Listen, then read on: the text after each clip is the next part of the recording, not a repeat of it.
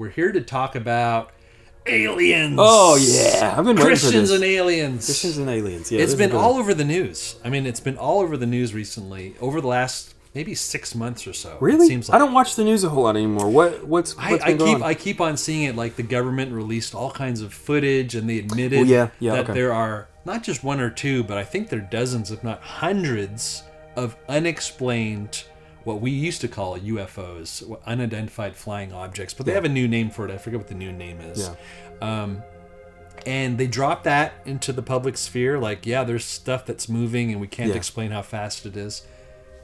No one really talked about it. It was like it wasn't even a blip. And then I saw a video from 3 weeks ago, of a family in Las Vegas.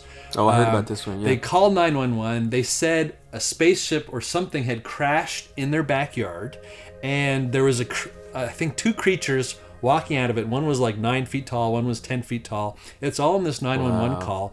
But the amazing thing is, some cops showed up to the house, and the police had body cam footage of this bright green light falling from the sky and crashing somewhere in the Las Vegas area. Wow. And so it's like, there's body cam footage, there's all kinds of weird things happening, but not really getting a whole lot of traction in the official media, but people are talking about it.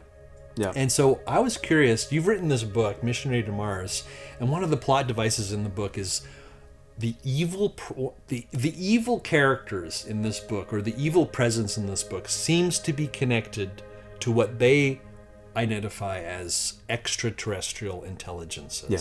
And this is actually a debate in Christianity. Yeah. Is there life in the universe? And if so, what does that mean? Yeah. What does that mean for the gospel? What does that mean for what we believe? How do Christians handle that possibility?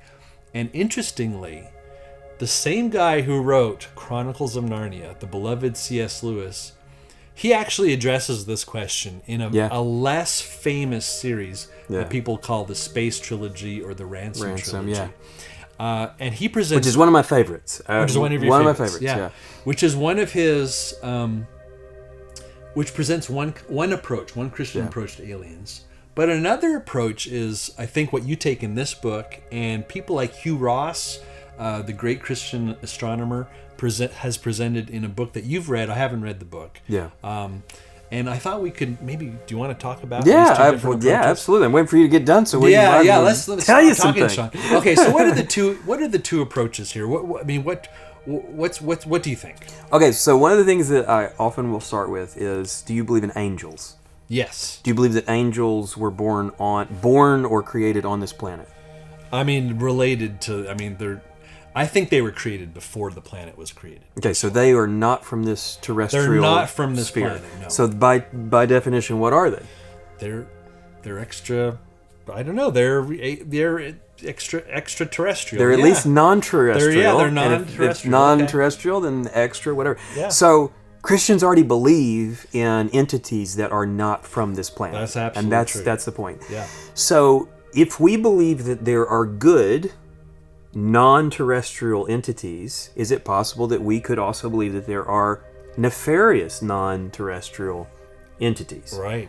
Absolutely. We already do. Yeah, we already do. Because if we don't know really the nature and the origin of Satan, but we believe they were angels and then they fell. So we have both good and evil extraterrestrials as part of the Christian narrative. Right. Now, we don't normally frame it that way. Yeah. And this is the interesting thing to me about the discussion about extraterrestrials. It's sort of treated as if it's a new idea, but honestly, people haven't known where angels and demons originated anywhere in history, so we've always kind of believed in extraterrestrials. When you think about like the pagan systems, they would say that the gods, who were just demons in disguise, according to Paul, the gods didn't necessarily live on the earth. They may have lived up in the clouds if they're Nordic, or they're up above Mount Olympus or whatever. So it's kind of woven throughout our history. So that's kind of one aspect that that we can't say that there are no extraterrestrials. Now the second thing is, I think there is a difference in discussions about supposed extraterrestrials that are interacting with humans. Yeah. That is a separate issue in my mind from, are there aliens somewhere in the universe? All right. Well, so what do you think? What do you think about that? I have two conflicting kind of intuitions. On the one hand, obviously, I believe in God. I believe God created the universe. I believe that God fine-tuned the universe for life. Yeah. But then I have Christians telling me that even though that's true, we are the only intelligent beings in the entire universe. Yeah. Which, I don't know if you are looking at the images coming out of the James Webb Telescope, but it's giving us pictures not just of faraway stars, but faraway galaxies. Yeah. And each of those galaxies has hundreds of millions of stars within it.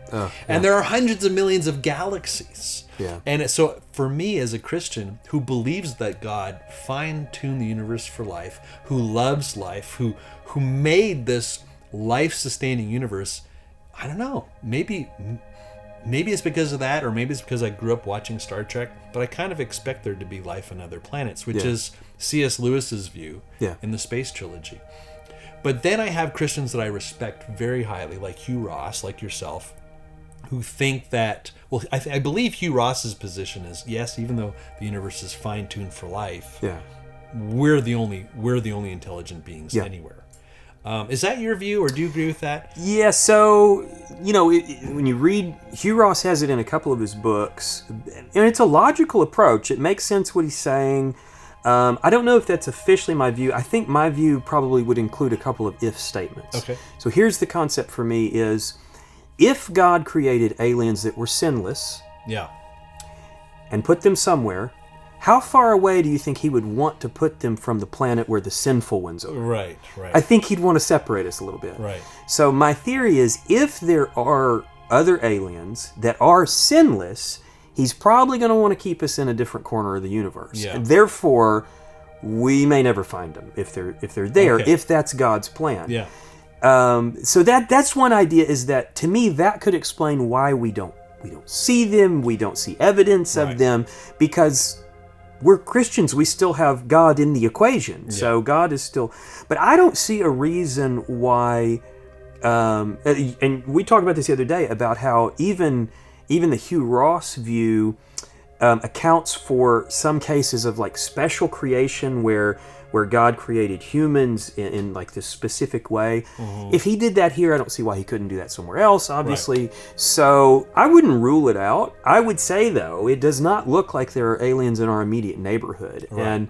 And the farther you get out from our immediate neighborhood, the more incredibly hostile the galaxy is. Now, beyond that, it's probably hard to say, because it's so far away, and it's really, really difficult. So, so it's a if to me. It's like a maybe. It's a So what you're saying is, okay, in the grand scope of the universe, you're not opposed to there being life somewhere else in the universe. Yeah, but I'm also not opposed to the opposite, in that if God is infinite, creating a really big universe for a pinprick of life, That doesn't bother me either. That doesn't bother you. Doesn't bother me. And some people's view is God creates the universe so vastly because in eternity we'll be able to populate the entire universe. Yeah. And so we have this huge space in order to populate. And that's what I think. That's basically what I think that's your view. If there's aliens elsewhere, we will meet them in eternity, but I don't believe we'll meet them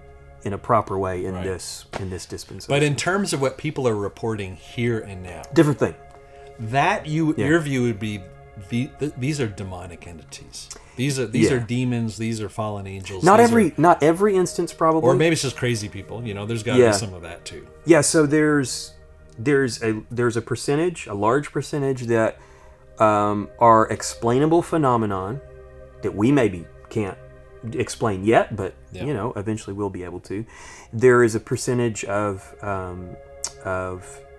individuals who have experiences that have more to do with what drugs they just took, hallucinations, whatever. Yeah. But then there's this residual amount of reports that are surprisingly coherent all throughout the world. Yeah. among people who have not talked to each other, they're having similar experiences. And some of the criteria are like their interactions with UFOs or extraterrestrials in lonely places between like midnight and 3 a.m. And they have similar aspects, similar lights, similar conversations when there's actually, when there's actually communication. It is too consistent in my opinion, it's too consistent for it to just be a bunch of rubbish. Right. It's just too consistent. Right. And there's this like intense interest in proctology among these aliens. Yes. Yeah. That's a very Can't be a coincidence. A nice way to put it. But if you think about the stories of abductions and interactions, they're always, Hugh Ross uses the word deleterious. They're always, they're never like, it was great. It's like, I was afraid, I was frightened. Yeah. Now, the first interaction sometimes is an interaction that draws the person in, but the farther they get in, and if they get to the point where there's actually messaging, right, the messaging is fairly consistent. It's usually anti-Christian, anti-Bible, and it's also, it puts people in compromising situations. So there's just some really consistent things that to me just look like, occult related activity. Right. One of the things that some writers have noted is that these type of interactions with supposed extraterrestrials, they often accompany people who are in some way connected to the occult. And when they stop the occult activity, the interaction stops. Oh, that's very interesting. And so, so what Hugh Ross says in his book is, you can test it. Yeah. Just stop doing the occultic activity, and you'll notice that the experiences stop. So very, very interesting. What I'm hearing is there's the appearance. What we see is the appearance of aliens or the claim of being aliens, but really you're saying this is deception for something else. I think it is deception, and that concept of society-wide deception plays a huge role in your new book, Missionary to Mars, where that's really the setup for the evil in this future, where people have rejected Christianity, they're suppressing it, they're attacking it. Someone is attacking it. And it looks to be like a corporation, and then it turns out to be something else. I'm going to leave it as a surprise. But even behind something deeper and there's darker. Something deeper and darker, which we kind of touched upon here. How likely do you think that this as a phenomenon will grow? Like this alien-centered kind of phenomenon we're seeing now. If you just had to speculate, I mean, you're a fiction writer. If you just had to be a futurist and speculate, how much do you think that's going to grow in the future? I think there is probably going to be a correlation between the number of atheists and agnostics with this kind of activity, probably, because I actually think that the higher level of atheism in a society, I think that allows for, as you've called it before, a vacuum. And I think this is the type of thing that an atheist... Okay, so an atheist is probably not going to go in for traditional paganism. Right. They're not going to go in for fairies at the bottom of the garden. Right. But they might go in for aliens. They might. I mean, we have scientists saying... Because it's wrapped in science. Yeah, it's wrapped in science, and even scientists saying this planet has been seeded. The only way to explain life on this planet is because it must have been seeded. And that's one of the legitimate explanations that scientists give for... the abiogenesis, the beginning of life on this planet. Right. If we're saying that about the beginning, why couldn't they show up? Why couldn't they come to, bring an important message to the world about how Christianity was wrong or whatever? Right. That's what we're already seeing in small numbers. And I will admit, they are small numbers. Yeah. They are small numbers, but I think that's a function of the grip that Christianity still has. So the way that I see... kind of post-Christian societies is they still have kind of a half-life, like a residual effect of morality and kind of a pseudo-Christian mindset. And I think that affects the amount of power that the demonic world has in those in those situations.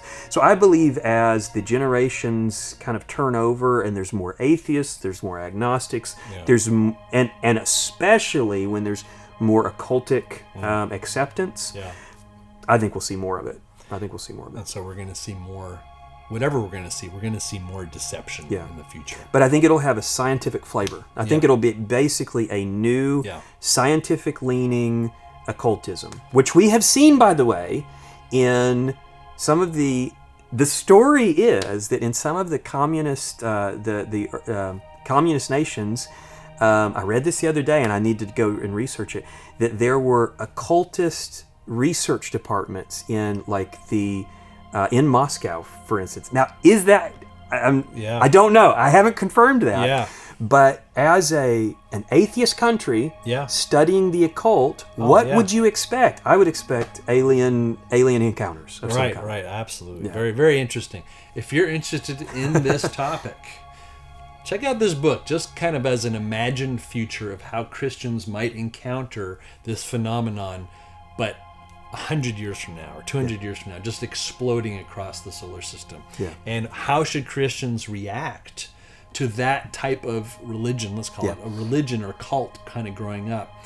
I think this book would really interest you. This Missionary to Mars by Lucas Kitchen, which you can find at Amazon.com, in Kindle, in an audiobook, in paperback. If those aren't available now, they'll be available soon. Or you can find them at our website at freegrace.in, where you'll not only learn about free grace, God's free gift of eternal life through faith in Jesus, but you'll learn about discussions on all kinds of different topics, including whether aliens are real, or they're really demons in disguise. Yeah. So thanks for talking with me about this subject, and subscribe, like, and we'll see you in the next video.